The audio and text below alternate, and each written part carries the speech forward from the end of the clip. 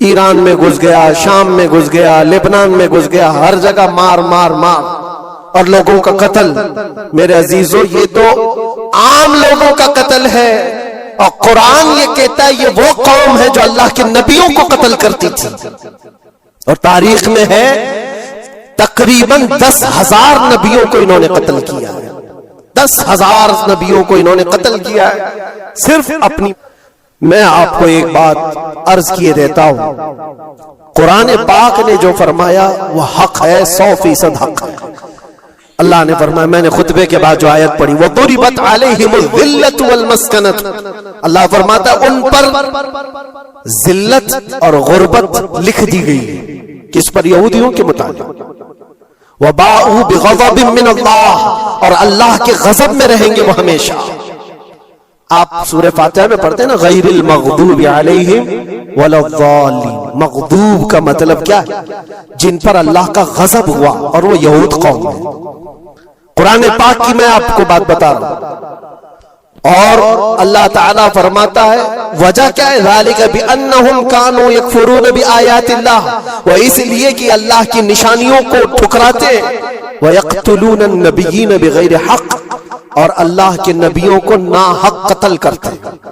اب دنیا کو یہ افسوس ہو رہا ہوگا، جیسے میں نے ابھی بتایا 50,000 لوگوں کا قتل وہاں کر دیا، ایران میں گھس گیا، شام میں گھس گیا، لبنان میں گھس گیا، ہر جگہ مار مار مار اور لوگوں کا قتل۔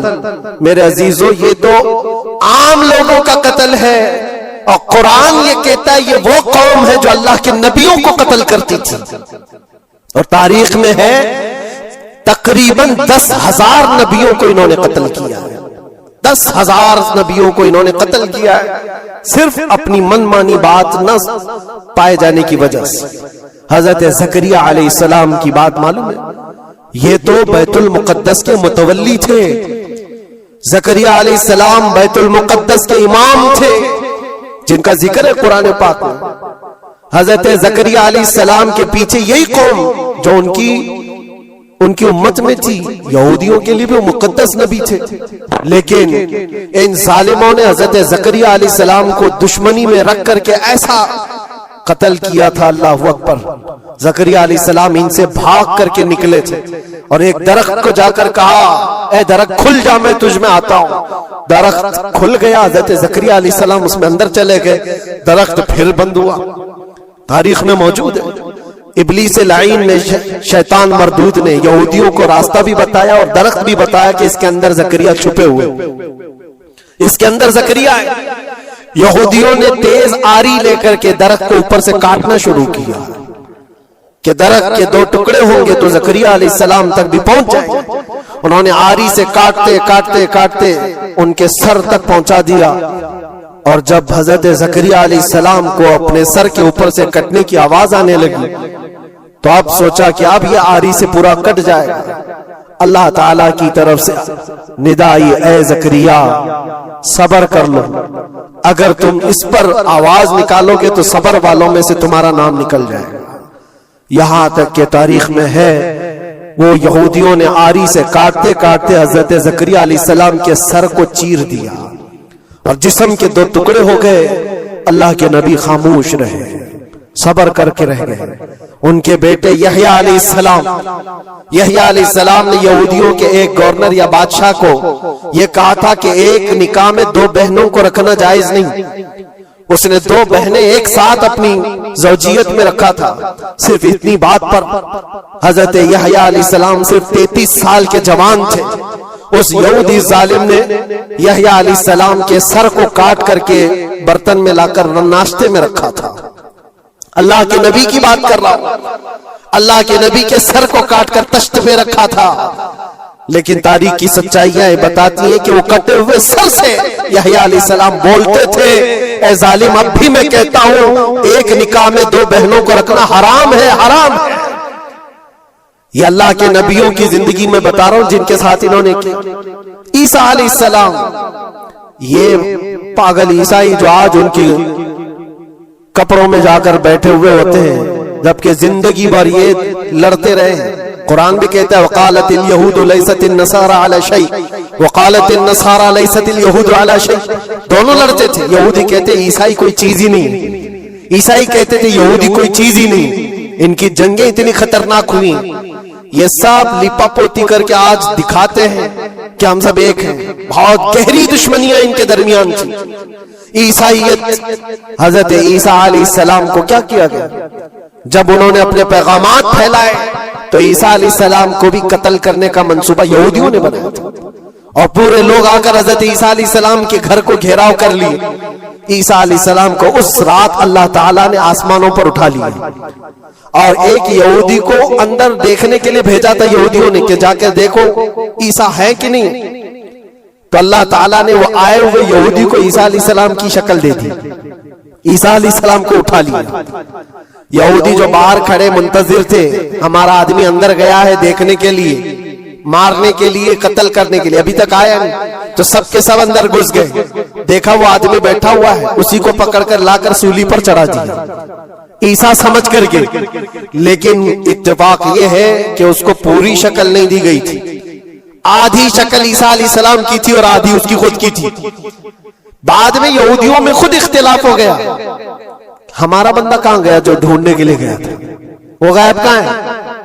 اور اگر یہ ہمارا بندہ ہے جو ڈھونڈنے کے لیے گیا تھا تو پھر عیسیٰ کہاں ہے؟ یہ اختلاف میں, یہ شک میں 550 سال گزر گئے. پھر میرے مصطفیٰ صلی اللہ علیہ وسلم تشریف لائے اور قرآن نے اس بات کو واضح کیا, نہ تم نے عیسیٰ کا قتل کیا نہ سولی چڑھائی ہے, عیسیٰ علیہ السلام زندہ ہیں, اللہ نے آسمانوں پر انہیں اٹھایا. یہ تو عیسائیوں پر احسان ہے قرآن کا, جو سچائیاں 550 سال پہلے کی بتایا. میرے عزیزوں, یہ تاریخ میں آپ کو بتا رہا ہوں, نبیوں کا قتل کرنے والی قوم, ان کے سامنے عام انسان کیا معنی رکھتے ہیں؟ یہ دنیا کی ساری قوموں کو حقیر سمجھنے والی قوم, دنیا کے پورے ذخیروں کو اپنی ملکیت سمجھنے والی قوم. ان کا عقیدہ ہے یہ دنیا کا جتنا گولڈ ہے, جتنا سونا ہے, اس پر صرف اور صرف ان کی قوم کا قبضہ ہونا چاہیے, پوری دنیا کو. آپ کو پتا ہے مدینہ طیبہ میں حضور پاک صلی اللہ علیہ وسلم کی آمد سے پہلے یہ سب کے سب مدینے میں بسے ہوئے تھے. 550 سال سے انتظار کر رہے تھے حضور کے آنے کا. دوسری قوموں کو ڈراتے تھے, کیوں؟ ان کی کتاب میں موجود تھا آخری نبی کے آنے کی ساری باتیں موجود تھی.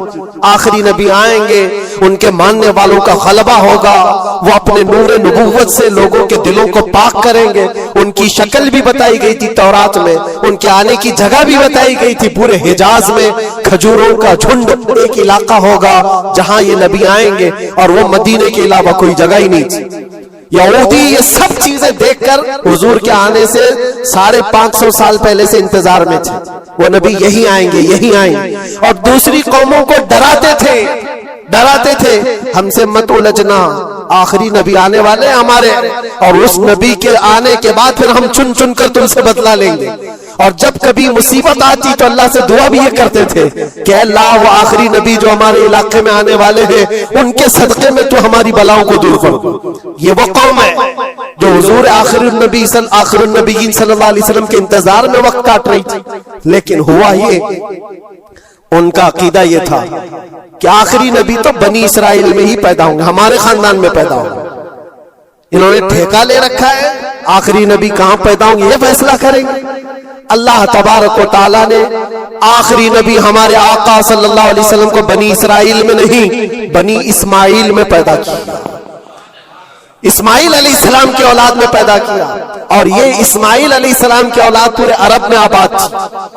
عرب میں پوری آبادی اسماعیل علیہ السلام کی تھی. مکہ کو آباد کس نے کیا؟ اسماعیل علیہ السلام. اسماعیل علیہ السلام کی اولاد پورے مکہ میں آس پاس سب علاقوں میں آباد, ساری جتنے بھی نسب ہے وہ اسماعیل علیہ السلام تک پہنچتے ہیں عرب والوں کی. اور یہ یہودی بنی اسرائیل ہے, یعنی یعقوب علیہ السلام کی اولاد میں سے, اور یہ دوسروں کو حقیر جانتے تھے.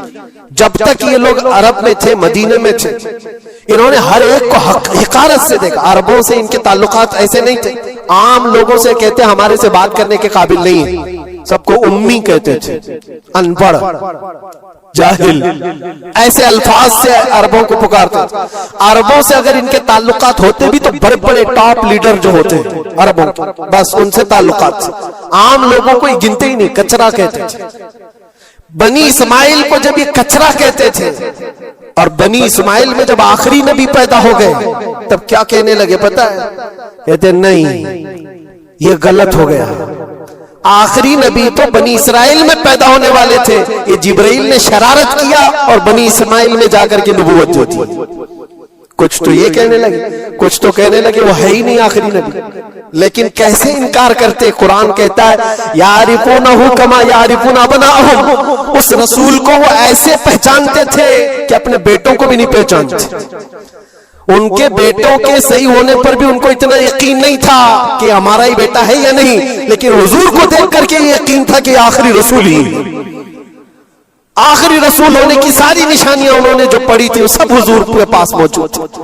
اسی لیے تو میرے عزیزوں، جو صحابہ یہودیت سے اسلام میں آئے انہوں نے سب نشانیاں دیکھی. حضرت سلمان فارسی کی بات بتا، وہ عیسائیت میں تھے، سالوں انہوں نے عیسائیت میں گزارے، اور انہوں نے بھی یہی سب باتیں سنی تھی. یثرب ایک علاقہ ہے حجاز میں، کھجوروں کے باغات کا جھنڈ ہے، وہاں پر آخری نبی وہی آنے والے. تو یہ کہاں سے آئے تھے؟ سلمان فارسی عراق سے آئے تھے، مدینے میں آ کر غلام بن گئے، ایک کھجوروں کے باغ میں کام کرتے تھے برسوں تک. پھر وہ وقت آ گیا جب حضور پاک صلی اللہ تعالی علیہ وسلم مکہ سے ہجرت کر کے مدینے آئے تھے. مسجد قباء جہاں ہے وہاں 14 دن تک حضور قیام کیے ہوئے تھے.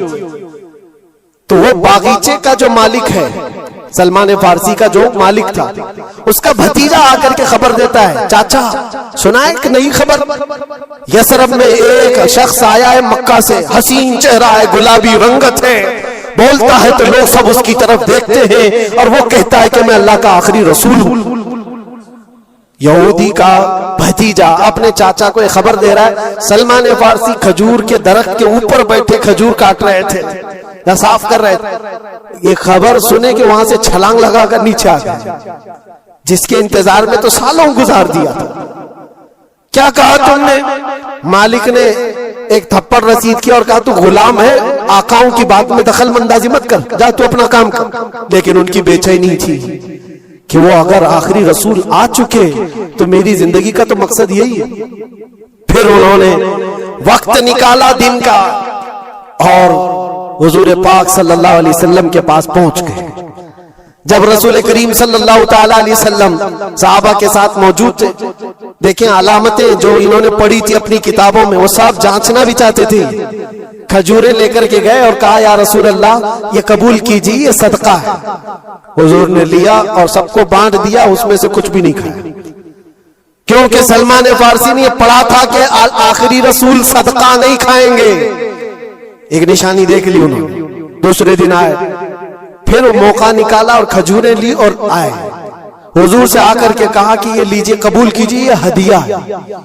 حضور نے خود بھی کھایا اور سب کو تقسیم کیا. کہا یہ کتاب میں موجود ہے، وہ آخری رسول ہدیے کو انکار نہیں کریں گے، تحائف قبول کریں گے. دو علامتیں دیکھی. پھر ایک دن، تیسرا دن تھا، رسول پاک صلی اللہ علیہ وسلم ایک جنازے میں تھے. تہبند تھی حضور کے، چادر تھی جسم کے اوپر. سلمان فارسی ایک اور نشانی دیکھنے کے لیے آئے ہوئے تھے جو کتابوں میں پڑھی تھی. کبھی حضور کے دائیں آتے، کبھی بائیں آتے، کبھی آگے کبھی پیچھے، پوچھنے کی یا کچھ بات کرنے کی کوشش کر رہے تھے. حضور صلی اللہ علیہ وسلم نے ان کو دیکھ لیا اور کہا سلمان آ جاؤ ادھر. ادھر بلایا، اپنی چادر ہٹائی اور کہا یہ مہر نبوت دیکھنے کے لیے آئے تھے.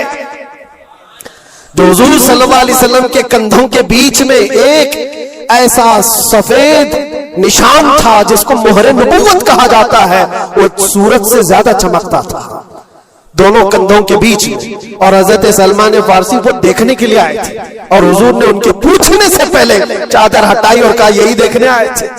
سلمان فارسی نے کہا میں تو ایک چیز دیکھنے آیا تھا، آپ نے دو چیز بتا دی. کیا چیز؟ میں تو مہر نبوت دیکھنے آیا تھا، آپ نے دکھا بھی دیا اور میرے دل کی بات کی خبر بھی آپ نے بتائی ہے. نبی کو علم غیب بھی ہوتا ہے اور سلمان فارسی نے کلمہ طیبہ پڑھ لیا. اسی سلمان فارسی کو آزاد کرانے کے لیے میرے آقا صلی اللہ علیہ وسلم نے صحابہ کے ساتھ مل کر کے 500 کھجور کے درخت لگائے تھے اور ایک باغیچہ دے کر کے اس یہودی سے آزاد کروایا تھا. یہ اللہ کے نبی صلی اللہ علیہ وسلم کے پاس وہ صحابہ جو آئے تھے یہودیت سے یا عیسائیت سے, وہ جانتے تھے حضور کو, لیکن یہ اتنی خطرناک قوم ہے جن کو اللہ تعالیٰ نے دلوں پر مہر لگایا. یہ یہودی جو ایمان نہیں لائے اور یہ قیامت تک اسی طرح غضب میں رہنے والے. آج ان کا ابھار اگر آپ دیکھ رہے ہو تو شاید تاریخ پتہ نہیں ہوگی کہ کتنی ذلت کی زندگی بھی گزاری, کس طرح بھیک مانگے. آج یا اپنی تاریخ کو کہیں پر بھی سوشل میڈیا میں گردش کرتے ہوئے نہیں دیکھ سکتے, پابندی ہے پوری دنیا میں. ہٹلر کے قتل عام کے بارے میں نہیں بول سکتا کوئی, یہودیوں کو اتنا مارا تھا اتنا مارا تھا, نہیں, دنیا میں یہ بولنے پر پابندی ہے. ان کے کسی بھی پرانی تصویریں دکھانے پر پابندی ہے. آج خود اپنے ملک میں ہونے والے حملوں کی تصویر نہ دکھائی جائے, اس پر پابندی ہے. یہ تو تم کب تک عیب چھپاتے رہو گے؟ جہاں سڑن ہوتی ہے بدبو آئی جائے گی. اور ان قریب میرے عزیزوں قرآن کی وہ بات یاد رکھو, اللہ نے فرمایا سَيَعْلَمُ الَّذِينَ ظَلَمُوا أَيَّ مُنْقَلَبٍ يَنْقَلِبُونَ. ان قریب ظالم یہ دیکھ لے گا کہ اللہ اس کو کس کھائی میں گرانے والا ہے. کیا ابرہا بہت سارے منصوبے بنا کر کعبہ ڈھانے نہیں آیا تھا؟ اللہ نے ابابیل چڑیوں سے اس کو ہلاک کیا تھا, فرعون کو پانی سے غرق کر دیا تھا, نمرود کو مچھر سے ہلاک کر دیا تھا. بڑے بڑے طوفانی طاقتوں کے بادشاہ دنیا میں آئے, لیکن اللہ نے ان کو بہت چھوٹی طاقتوں سے ہلاک کیا. لوگ آج یہ مقابلہ کمپیریزن کرتے ہوئے بیٹھے رہتے ہیں. ایک طرف ایران ہے, ایک طرف غزہ ہے, ایک طرف سپر پاور حکومتیں ہیں. یہ سارے کمپیریزن دنیا کے ہو سکتے ہیں, لیکن رب تبارک و تعالیٰ کی بادشاہت اور اس کی سلطنت جب انتقام پر آ جائے تو پھر میرے عزیزوں کسی ملک کی بھی ضرورت نہیں, صرف ہواؤں سے مولا تعالیٰ طاقتوں کو ختم فرما دیتا. دنیا میں پھیلے ہوئے ایک کورونا کو تم قابو میں نہیں کر پا رہے تھے. ایک چھوٹا سا کیڑا ہوگا, ایک بیکٹیریا ہوگا جس کو کنٹرول میں نہ لا سکے اور کروڑوں موتیں ہو گئی. کون تھا یہ؟ موتوں پر کنٹرول تمہارے پاس کیوں نہیں آیا؟ سپر پاور طاقتیں بے بس نہیں تھی 2 سال پہلے, نہیں دیکھا آپ نے؟ اور رب تبارک و تعالیٰ جب چاہے تو یہ پکڑ ظالموں کے ساتھ فرمائے گا. آج کے دور میں دعائیں بھی یہ کرو اور انجام کا انتظار بھی کرو. یہ تمہارا بھی امتحان ہے میرے عزیزوں. جو آگ پڑوس میں لگی ہے اس کی چنگاریاں تمہارے گھر کو بھی جلا سکتی ہیں. اپنے برے اعمال سے توبہ کرو, اللہ کے غضب سے ڈرو کہ اس کی پکڑ نہ آئے. اللہ تبارک و تعالیٰ کہنے سننے سے زیادہ عمل کی توفیق عطا فرمائے. اور جو ناحق مارے گئے بچے ہیں, مولا تعالیٰ ان بچوں کو مارنے والے ظالموں کو خطرناک انجام تک پہنچائے, انہیں کیفر کردار تک پہنچائے. رب تعالیٰ انہیں عذاب علیم میں گرفتار فرمائے. وآخر دعوانا الحمدللہ رب العالمین. السلام علیکم.